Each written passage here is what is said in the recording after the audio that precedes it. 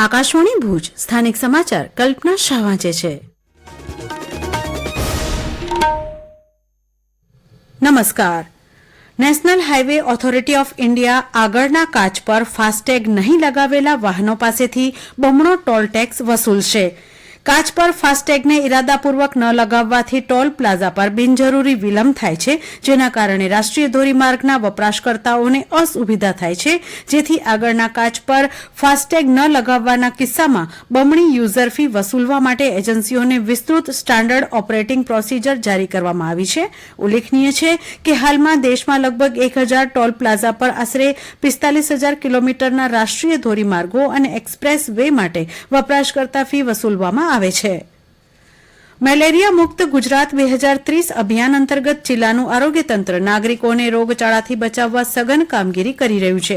લોકોમાં મચ્છરોના આશ્રય સ્થાનોના નાશ, તેનાથી બચાવના ઉપાય અંગે જાગૃતિ સહિતના મચ્છરજન્ય રોગચાળાના નિયંત્રણ માટે ઘેર સર્વે, દવા છંટકાવ, પોરાનાશક કામગીરી સહિતની પ્રવૃત્તિઓ હાથ ધરવામાં આવી છે. આ સાથે નગરપાલિકા દ્વારા પણ આરોગ્યલક્ષી કામગીરી અંતર્ગત વિવિધ સ્થળોએ ફોગિંગની અને એમએલઓ છંટકાવની કામગીરી હાથ ધરાઈ છે. આ સિવાય તકેદારીના ભાગરૂપે શિબિર આયોજન, પત્રિકા વિતરણ, પોરાને દર્શન અને પોરા ભક્ષક માછલી નિદર્શન જેવા માધ્યમો થકી આ રોગનો ફેલાવો અટકાવવાની ઘનિષ્ઠ કામગીરી કરવામાં આવી રહી છે. ઉલ્લેખનીય છે કે ચોમાસા દરમિયાન મચ્છરજન્ય બીમારીઓનું પ્રમાણ વધી જાય છે, ત્યારે અમુક સાવચેતીઓ રાખવાથી ડેન્ગ્યુ, મલેરિયા સહિતની નાની મોટી બીમારીઓથી સરળતાથી બચી શકાય છે. તંત્ર દ્વારા આરોગ્ય વિભાગની કામગીરીમાં સહયોગ આપવા સાથે એક જાગૃત નાગરિક તરીકે સ્વચ્છતા જાળવી આરોગ્ય પ્રત્યે તકેદારી રાખવા અપીલ કરાઈ છે. સામાજિક વનીકરણ વિભાગની ખેડૂતલક્ષી યોજનાઓનો લાભ લેવા વન વિભાગ દ્વારા અનુરોધ કરાયો છે. જો ખેડૂત પોતાના ખેતરમાં વૃક્ષોનું બ્લોક વાવેતર કે શેઢે પાડે વાવેતર કરવા ઈચ્છે તો વન વિભાગની વિવિધ યોજનાઓનો લાભ લઈ શકે છે. આ યોજના અંતર્ગત ખેડૂતને જીવંત રોપાની સંખ્યાને ધ્યાને લઈ સીધા બેંક એકાઉન્ટમાં પૈસા જમા કરી આપવામાં આવે છે. અનુસૂચિત જાતિ, અનુસૂચિત જનજાતિના ખેડૂતો માટે વિશેષ જોગવાઈનો પણ વન વિભાગ દ્વારા લાભ આપવામાં આવે છે.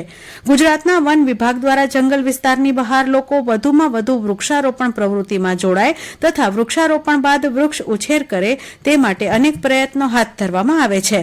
વન વિભાગની વિવિધ યોજનાઓનો લાભ લેવા સામાજિક વનીકરણ વિભાગના તાલુકા કક્ષાની રેન્જ કચેરીઓનો સંપર્ક કરવા કચ્છ વન વિસ્તરણ વિભાગના નાયબ વન સંરક્ષક હરેશ મકવાણા દ્વારા જણાવાયું છે.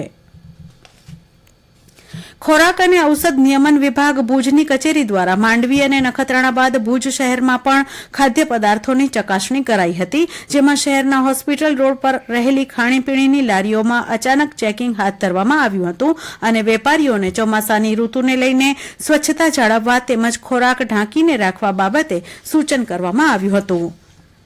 ભુજ નગરપાલિકા દ્વારા ચોમાસા દરમિયાન બચાવ રાહત સહિતની ઇમરજન્સી કામગીરી માટે અલગ અલગ ટીમો તૈનાત કરવામાં આવી છે, જેમાં ડ્રેનેજ, રોડ લાઇટ માટે 2 ટીમો સજ્જ છે, તો પાલિકા દ્વારા કંટ્રોલ રૂમ પણ કાર્યરત કરવામાં આવ્યો છે. ભારે વરસાદ સમયે નીચાણવાળા વિસ્તારોમાં પાણી ભરાવાની સ્થિતિમાં રેસ્ક્યુ કરવા માટે ફાયર વિભાગની ટીમને પણ તમામ સાધનો સાથે સજ્જ કરવામાં આવી છે. જરૂર પડે તરવૈયાઓ, બુલડોઝર, ટ્રેક્ટર સહિતના વાહનો પણ હાથવગા રાખવામાં આવ્યા છે. લોકોના જાનમાલને નુકસાન ન થાય તેની તમામ પ્રકારની તૈયારીઓ કરી લેવામાં આવી છે. ચોમાસા દરમિયાન વાવાઝોડું કે પૂર જેવી સ્થિતિ સર્જાય તો તેને પહોંચી વળવા માટે ફાયર વિભાગની ટીમ સજ્જ છે.